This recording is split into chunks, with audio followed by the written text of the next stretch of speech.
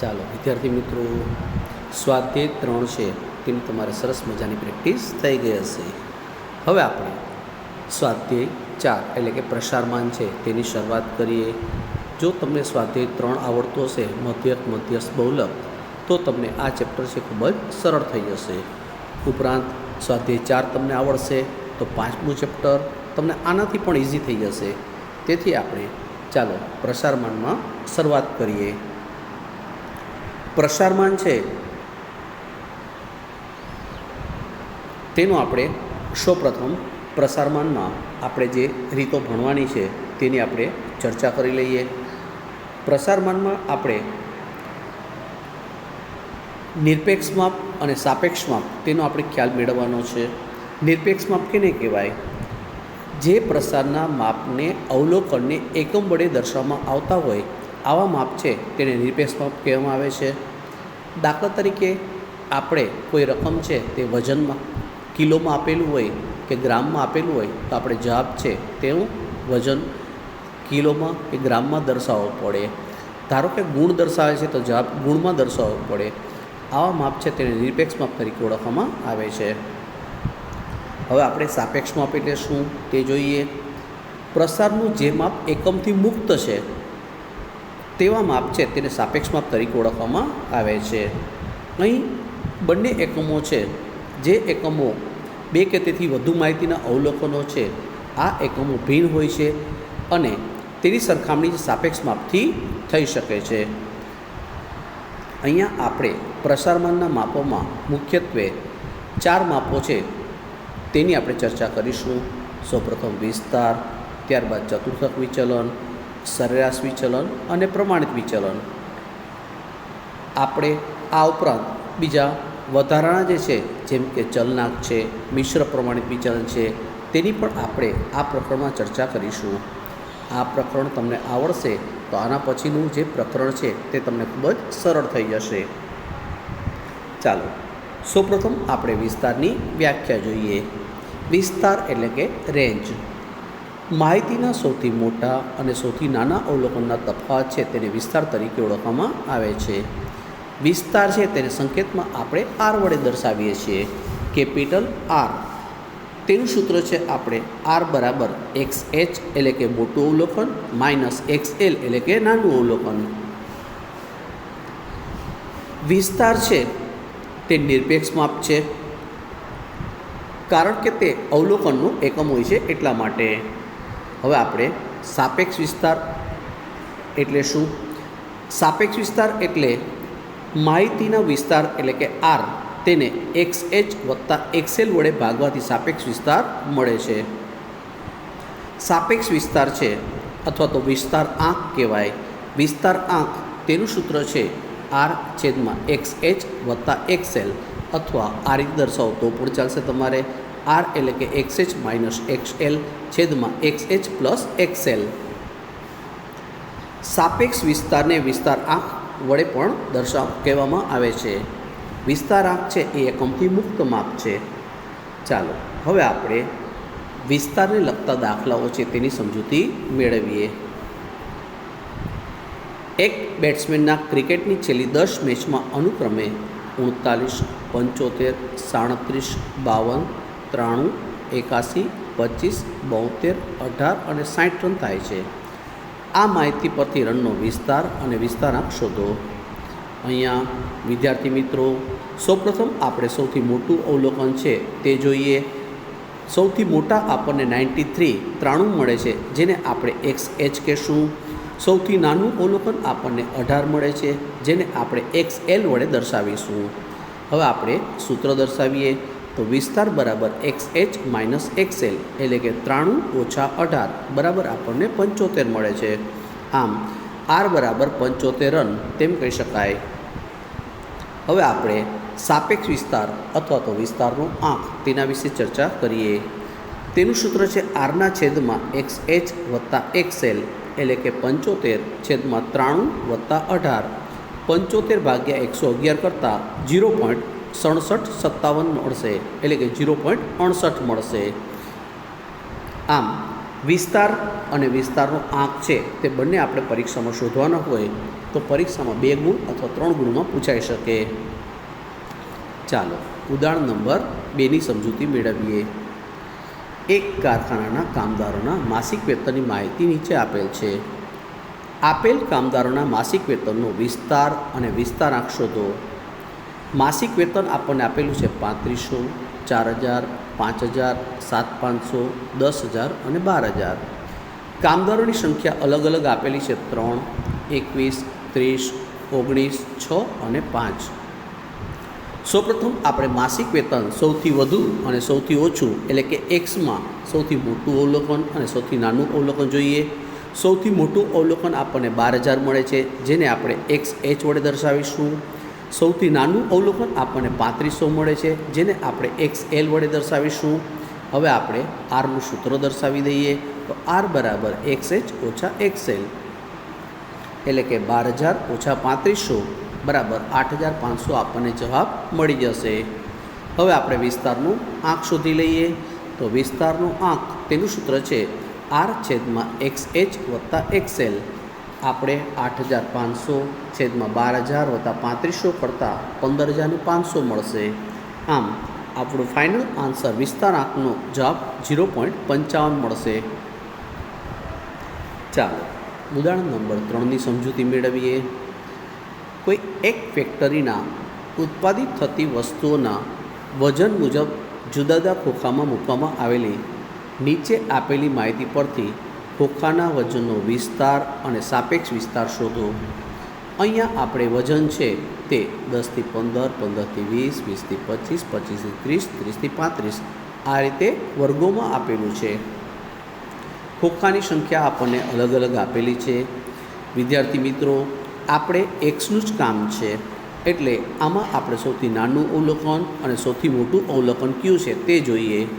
તો આપણે અંતિમ વર્ગ છે 30 થી 35, એનો મતલબ કે સૌથી મોટો આપણે જે અવલોકન છે તે 35 કહી શકાય, જેને આપણે XH વડે દર્શાવીશું. સૌથી નાનું અવલોકન પ્રથમ વર્ગ આપણો 10 થી 15 છે એટલે કે સૌથી નાનું અવલોકન આપણું 10 કહી શકાય એટલે કે XL બરાબર 10 છે. હવે આપણે વિસ્તારનું સૂત્ર મૂકીએ તો XH માઇનસ XL એટલે કે 35, તેમાંથી આપણે 10 બાદ કરતાં 25 કિલોગ્રામ આપણો જવાબ થશે. હવે આપણે સાપેક્ષ વિસ્તાર અથવા તો વિસ્તારાંક તેનું સૂત્ર છે Rના છેદમાં XH વત્તા XL એટલે કે 25 છેદમાં 35 વત્તા 10, 25ના છેદમાં 45 બરાબર 0.56 મળે છે. આમ ખોખામાં રહેલ વજનનો વિસ્તારાંક છે 0.56 છે તેમ આપણે કહી શકીએ. ચાલો ઉદાહરણ નંબર 4ની પણ સમજૂતી મેળવી લઈએ. એક શાળાના 50 વિદ્યાર્થીઓએ કોઈ એક પરીક્ષામાં મેળવેલ ગુણનું આવૃત્તિ વિતરણ નીચે મુજબ છે. તેના પરથી આપણે વિસ્તાર અને વિસ્તારાંક શોધવાનો છે. અહીંયા આપણે ગુણ આપેલા છે 50 થી 59, 60 થી 69, 70 થી 79, 80 થી 89, 90 થી 99. વિદ્યાર્થીઓની સંખ્યા એટલે કે F આપણને આપેલો છે. અહીંયા આપણે સૌથી મોટું અવલોકન જે આપણે સૌથી મોટા અવલોકનમાં ઉર્ધ્વસીમા 99 છે, તેથી આપણે XH બરાબર 99 કહેવાશે. અને સૌથી નાના વર્ગની અધસીમા 50 છે, તેથી સૌથી નાનું અવલોકન એટલે કે XL બરાબર આપણે 50 કહીશું. વિસ્તાર બરાબર આપણે XH માઇનસ XL એટલે કે 99માંથી 50 બાદ કરતાં આપણને 49 મળે છે. હવે આપણે વિસ્તારાંક શોધી લઈએ. તેનું સૂત્ર છે Rના છેદમાં XH વત્તા XL એટલે કે 49 છેદમાં 99 વત્તા 50, 49 ભાગ્યા 149 કરતાં 0.33 જે આપણો વિસ્તારાંક મળી જશે. ચાલો વિદ્યાર્થી મિત્રો, વિસ્તારની વ્યાખ્યા ખૂબ જ સરળ છે. વિસ્તાર એટલે સૌથી મોટું અવલોકન અને સૌથી નાના અવલોકન વચ્ચેનો રહેલો તફાવત. હવે આપણે તેના લાભ અને ગેરલાભ છે તેની પણ ચર્ચા કરી લઈએ. તેના લાભ જોઈએ. સૌપ્રથમ વિસ્તારની વ્યાખ્યા છે તે સ્પષ્ટ આપેલી છે. બીજું, તેની ગણતરી ખૂબ જ સરળ છે. ત્રીજું, જ્યારે માહિતીના અવલોકનોમાં ચલન ઓછું હોય તો વિસ્તાર છે તે ખૂબ ઉપયોગી માપ થાય છે. હવે આપણે તેના ગેરફાયદા જોઈએ. તેની ગણતરીમાં બધા અવલોકન છે તેનો ઉપયોગ થતો નથી. ફક્ત મોટું અવલોકન અને નાના અવલોકનની જ આપણે જરૂર પડતી હોય છે. બીજું, વિસ્તાર પર નિદર્શનની અસર વધુ હોય છે. નંબર 3, તે બેઝિક ક્રિયાઓ માટે અનુકૂળ માપ નથી. નંબર 4, જ્યારે ખુલ્લા છેડાવાળું આવૃત્તિ વિતરણ આપેલું હોય તો વિસ્તાર છે તેની ગણતરી કરી શકાતી નથી.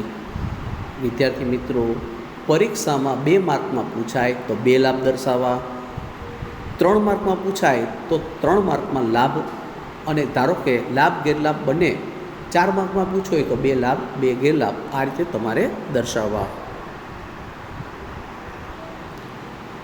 હવે વિદ્યાર્થી મિત્રો, સ્વાધ્યાય 4.1ના જે આપણે સ્વાધ્યાયના દાખલા આપેલા છે તેની તમે પ્રેક્ટિસ કરજો. તેમાં વિસ્તાર અને વિસ્તાર આંક શોધવાના હોય છે. આ દાખલામાં આપણે સૌથી મોટું અવલોકન અને સૌથી નાનું અવલોકન તેનું જ કામ હોય છે, ખાસ ધ્યાનમાં રાખો. સ્વાધ્યાય 4.1 તેના દાખલાની પ્રેક્ટિસ કરજો. તમને કંઈ ખ્યાલ ના આવે તો મને પૂછી શકો છો. ચાલો હવે આપણે નેક્સ્ટ તેના પછીનો જે ટૉપિક છે, ચતુર્થક વિચલન કેને કહેવાય. આપણે અગાઉના ચેપ્ટરમાં ચતુર્થકો વિશે માહિતી મેળવી હતી. અહીંયા આપણે ચતુર્થક વિચલન એટલે શું તેની વ્યાખ્યા જોઈ લઈએ. ચતુર્થક વિચલન એટલે Q1 અને Q3 આ બંને જે માપ છે તેની વચ્ચેનો તફાવત છે. તૃતીય ચતુર્થક અને પ્રથમ ચતુર્થક, આ તફાવત તેને 2 વડે ભાગી અને જે માપ આપણે શોધવામાં આવે છે તેને ચતુર્થક વિચલન તરીકે ઓળખવામાં આવે છે. ચતુર્થક વિચલનને આપણે ટૂંકમાં ચતુર્થક વિચલન એટલે ચ વી ટૂંકમાં બોલશું. સંકેતમાં તેને QD વડે દર્શાવવામાં આવે છે. આપણું ચતુર્થક વિચલનનું સૂત્ર છે QD બરાબર Q3 - Q1 ભાગ્યા 2. અહીંયા આપણે આ ચતુર્થક વિચલન છે તેનું બીજું નામ અર્ધ આંતર ચતુર્થક વિસ્તાર પણ કહેવામાં આવે છે. આ જે ચતુર્થક છે તે Q1 અને Q3 તેની વચ્ચેનું માપ એટલે કે M તેની વચ્ચેનો 2 ભાગ કરે છે. તેથી આપણે તેનું સૂત્ર આ રીતે દર્શાવો તો પણ ચાલે. Q3 - M plus M - Q1 છેદમાં 2. M કટ થઈ ગયા, તેથી Q3 - Q1 છેદમાં 2 આ તેનું ફાઇનલ સૂત્ર છે તે મળી જશે. ચતુર્થક વિચલન છે તે નિરપેક્ષ માપ છે. જ્યારે દાખલામાં ચતુર્થક વિચલન આંક કહે તો ચતુર્થક વિચલન આંક તેનું સાપેક્ષ માપ તેનું સૂત્ર છે આપણે Q3 - Q1 છેદમાં Q3 + Q1. હંમેશા દરેક દાખલામાં નિરપેક્ષ અને સાપેક્ષ માપ આ બંને માપો છે. નિરપેક્ષ માપ છે જેને એકમ વડે દર્શાવવામાં આવે છે, સાપેક્ષ માપ છે તેને એકમ વડે દર્શાવવામાં આવતા નથી. ચાલો અગાઉ આપણે Q1 અને Q3 કઈ રીતે શોધી શકાય તે આપણે સ્વાધ્યાય 3માં શીખી ગયા છીએ. અહીંયા આપણે તેની વધારે પ્રેક્ટિસ કરી લઈએ. ચાલો ઉદાહરણ નંબર 5 છે તેની આપણે સમજૂતી મેળવીએ. કોઈ એક દિવસ દરમિયાન કરેલા 10 ફેરામાં એક બસ ઓપરેટરને નીચે મુજબના મુસાફરો મળે છે. આ માહિતી પરથી મુસાફરોની સંખ્યાનું આપણે ચતુર્થક વિચલન અને ચતુર્થક વિચલનાંક શોધવાનો છે. અહીંયા આપણે અવલોકનો આપેલા છે 19, 25, 35, 10, 24, 8, 12, 5, 20 અને 30. વિદ્યાર્થી મિત્રો, અગાઉ આપણે શીખી ગયા મધ્યસ્થ ચતુર્થકો, શતાંશકો કે દશાંશકો જ્યારે શોધવાના હોય ત્યારે અવલોકનો છે તેને ચડતા ક્રમમાં ગોઠવવા જ પડે. તો આપણે આપણું પ્રથમ સ્ટેપ, સૌપ્રથમ આપણે અવલોકનો છે તેને ચડતા ક્રમમાં ગોઠવી દઈએ. અહીંયા આપણે તેને ચડતા ક્રમમાં ગોઠવતા 5, 8, 10, 12, 19, 20, 24, 25, 30 અને 35 આ રીતે ગોઠવાઈ જશે.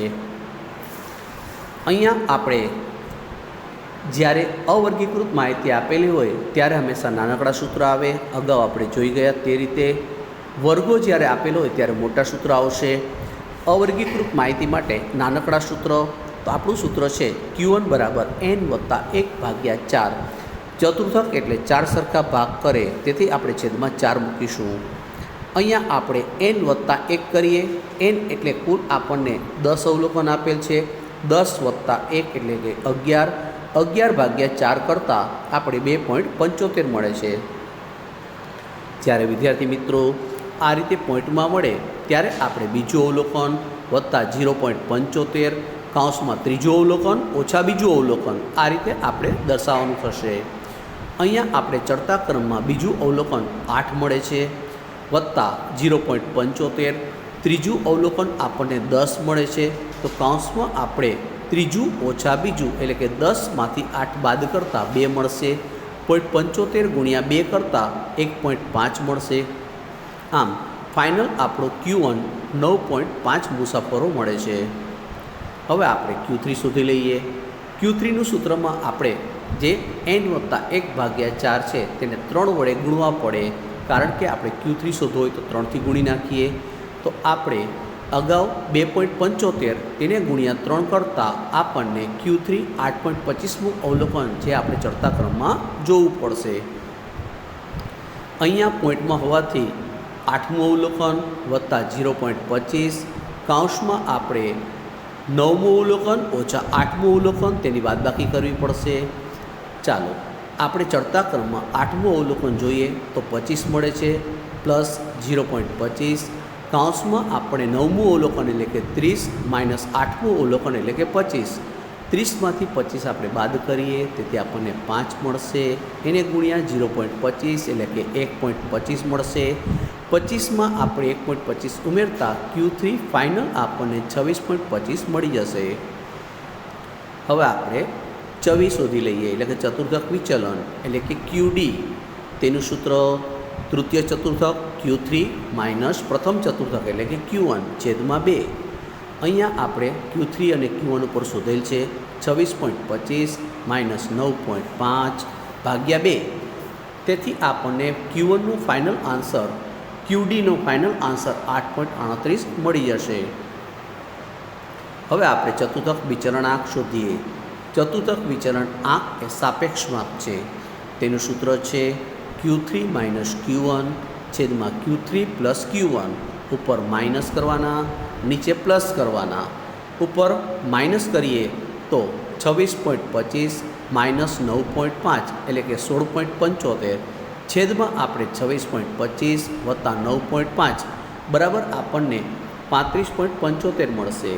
હવે આપણે બંનેનો ભાગાકાર કરી નાખીએ તો 0.47. વિદ્યાર્થી મિત્રો પોઈન્ટ પછી આપણે 2 આંકડા છે તે જ ધ્યાનમાં રાખવા. ત્રીજો અંક છે 5 કે 5 કરતાં વધારે હોય તો બીજા અંકમાં આપણે 1 ઉમેરી દેવો, ખાસ ધ્યાનમાં રાખો. આપણો ચતુર્થક વિચલનાંક અહીં આપણે 0.47 મળી જશે.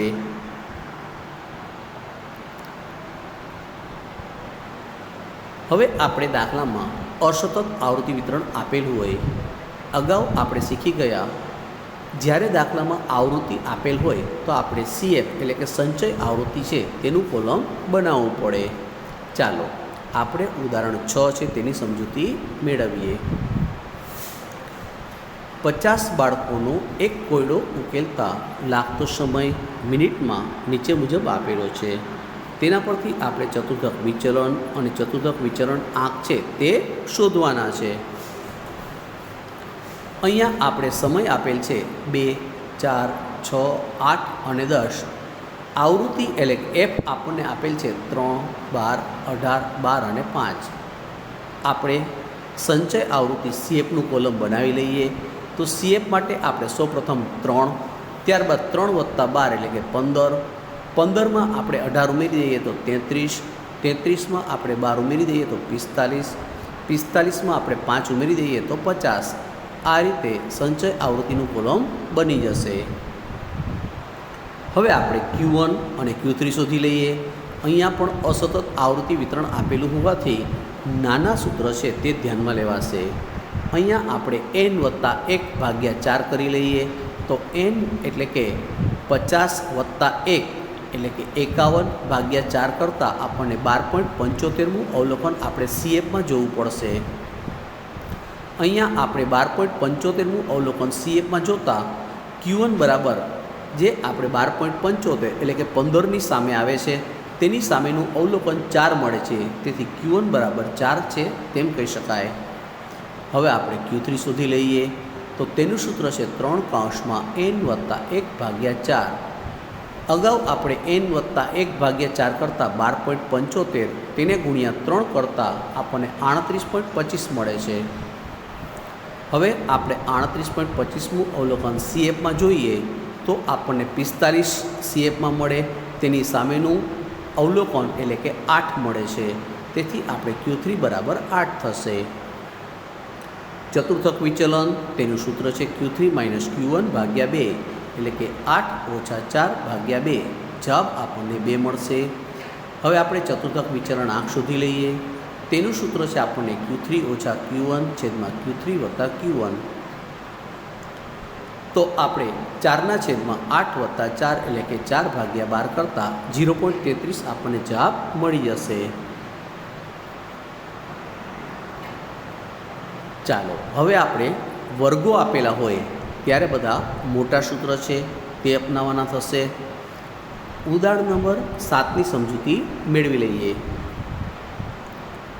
નીચે આપેલ એક શહેરની 1000 વ્યક્તિઓની આવક છે, તેના પરથી આપણે ચતુર્થક વિચલન અને ચતુર્થક વિચરણ આંક શોધવાના છે.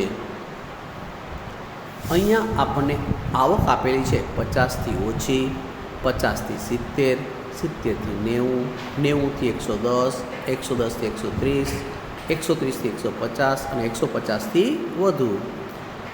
વ્યક્તિઓની સંખ્યા એટલે કે F આપણને આપેલો છે. ચાલો સૌપ્રથમ આપણું પ્રથમ કોલમ. જ્યારે દાખલામાં Q1 Q3 કે ચવીનો આંક શોધવાનો હોય ત્યારે આપણે CFનું કોલમ બનાવવું પડે. સંચય આવૃત્તિનું કોલમ આપણે બનાવી નાખીએ. સૌપ્રથમ 54ના 54 રહેશે, 54 વત્તા 100 એટલે કે 154. 154માં આપણે 140 ઉમેરતા 294 મળશે. 294માં આપણે 300 ઉમેરતા 594 મળશે. 594માં 230 ઉમેરતા આપણને 824 મળશે. 824માં આપણે 125 ઉમેરતા 949 મળશે. 949માં આપણે 51 ઉમેરતા પૂરેપૂરા 1000 મળશે. હવે આપણે અહીંયા સૌપ્રથમ n/4ની જરૂર પડશે, કારણ કે આપણે Q1માં સૂત્ર છે L વત્તા n/4 ઓછા CF છેદમાં F ગુણ્યા C. સાઈડ વર્ક આપણે પહેલાં કરી લઈ. તો n/4 એટલે કે 1000/4 કરતાં 250 મળશે. 250 આપણે CFમાં જોઈ લઈએ. તો 250 છે કયા વર્ગમાં આવે છે તે જુઓ. તો 250 આપણે 294માં આવે છે, તેથી તેની સામેનો વર્ગ આપણે 70થી 90 મળશે. આમ L બરાબર આપણા 70 કેવા છે, તેની સામેની આવૃત્તિ F બરાબર 140 થશે. તેની ઉપરની સંચય આવૃત્તિ 154 CF બરાબર થશે અને દાખલામાં વર્ગ લંબાઈ છે તે આપણી 20 થશે. હવે આપણે સૂત્રમાં કિંમત મૂકતા Lની જગ્યાએ આપણે 70 મૂક્યા, n/4 એટલે કે 250, CFમાં આપણે 154, F બરાબર 140 અને વર્ગ લંબાઈ 20. હવે આપણે સાદુરૂપ આપી દઈએ તો ફાઇનલ આન્સર આપણને 83.71 મળશે. હવે આપણે Q3 શોધી લઈએ. તો Q3 માટે આપણે 3 કૌંસમાં n/4 તે પહેલાં આપણે ગણતરી કરી લઈએ. તો આપણે અહીંયા n/4 એને ગુણ્યા 3 કરતાં 250 ગુણ્યા 3 એટલે કે 750 છે તે આપણે CFમાં જોઈ લઈએ. 750 છે તે 824માં આવે છે, તેથી સામેનો વર્ગ. L બરાબર આપણે 110 લઈશું, F એટલે 230 લઈશું અને CF તેમાં આપણે ઉપરના 594 લઈશું. આમ હવે આપણે Q3 છે તેનું સૂત્ર લખી લઈએ. તો L વત્તા 3 કૌંસમાં n/4 minus CF/F into C. અહીંયા આપણે L બરાબર 110 મૂકીએ. 3 કૌંસમાં n/4 આપણે ઉપર કરેલા જ છે 750, CF એટલે 594 મૂકતા, F એટલે 230 અને વર્ગ લંબાઈ આપણી 20 મૂકતા સાદુરૂપ આપી દઈએ. 110 3120 કેમ કે 750માંથી 594 બાદ કરી તેને 20 વડે ગુણતા 3120 એને ભાગ્યા 230 કરતાં 13.56 મળે છે. 13 આપણે 56 તે ઉમેરતા 123.56 આપણો ફાઇનલ આન્સર થશે. હવે આપણે ચતુર્થક વિચલન શોધી લઈએ. ચતુર્થક વિચલનનું સૂત્ર આપણને ખ્યાલ જ છે. Q3 એટલે કે ત્રીજો ચતુર્થક માઇનસ Q1 એટલે કે પ્રથમ ચતુર્થક, Q3 માઇનસ Q1 ભાગ્યા 2. અહીંયા આપણે Q3 123.56, તેમાંથી Q1 83.71 બાદ કરી તેને 2 વડે ભાગતા ફાઇનલ આપણો જવાબ ચતુર્થક વિચલન એટલે કે QD બરાબર આપણને 19.93 મળશે. હવે આપણે ચતુર્થક વિચલન આંક શોધી લઈએ. તેનું સૂત્ર આપણને ખ્યાલ છે. Q3 માઇનસ Q1 છેદમાં Q3 પ્લસ Q1 એટલે કે 123.56 માઇનસ 83.71 ભાગ્યા 123.56 પ્લસ 83.71. ઉપર માઇનસ કરવા, નીચે પ્લસ કરવા. હવે તેનું સાદુરૂપ આપી તો આપણે ચતુર્થક વિચલન આંક એટલે કે સાપેક્ષ માપ છે તે 0.19 મળી જશે. હવે આપણે ચતુર્થક વિચલનના ફાયદા અને ગેરફાયદા તેની પણ નોંધ કરી લઈએ. તેના સૌપ્રથમ આપણે ફાયદા જોઈએ. બધામાં સેમ જ આવશે ફાયદા. તેની ગણતરી છે તે સરળ છે, તેની વ્યાખ્યા છે તે સ્પષ્ટ છે.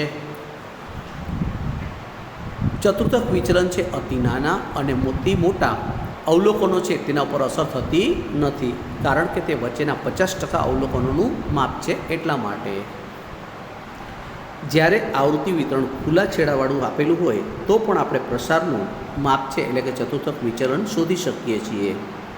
હવે તેની મર્યાદાઓ જોઈ લઈએ. ચતુર્થક વિચલન મેળવવા માટે પ્રથમ 25% એટલે કે Q1 અને અંતિમ 25% એટલે કે Q3 આ વચ્ચેના જ માપ શોધીએ છીએ. તેથી બાકીના માપ આપણે પ્રથમ અને અંતના અવગણીએ છીએ. તેથી બધા અવલોકનો છે તેનો ઉપયોગ કરી શકાતો નથી. બીજી તેની મર્યાદા છે બેઝિક ક્રિયાઓ માટે અનુકૂળ માપ નથી. ત્રીજી મર્યાદા છે નિદર્શનના સાપેક્ષમાં આ માપ છે તે સ્થિર માપ નથી. અને ચોથું છે આંકડાશાસ્ત્રના ઉચ્ચ અભ્યાસમાં આ માપનો ઉપયોગ છે ખૂબ જ ઓછો થાય છે. વિદ્યાર્થી મિત્રો, આ પ્રકારના દાખલાઓ છે સ્વાધ્યાય 4.2 તેની તમે પ્રેક્ટિસ કરજો. ઉદાહરણમાં છે તે જ પ્રકારના દાખલાઓ છે. પ્રથમ દાખલો અવર્ગીકૃત માહિતી આપેલી છે, તેને ચડતા ક્રમમાં ગોઠવી અને Q1 Q3 શોધી લેજો. બીજા દાખલામાં આપણે ચડતા ક્રમમાં આપેલ જ છે, અસતત આવૃત્તિ વિતરણ છે, તેને CF બનાવી અને શોધી નાખજો. ત્રીજા દાખલામાં વર્ગો આપેલા છે, તેથી આપણે મોટા સૂત્ર આવશે, તેમાં Q1 અને Q3 શોધી અને આપણે ચતુર્થક વિચલન આંક શોધવાના છે. નેક્સ્ટ વિડીયોમાં આપણે સરેરાશ વિચલન અને તેના પછીના જે માપો છે તેની ચર્ચા કરીશું. Okay, bye bye, C you.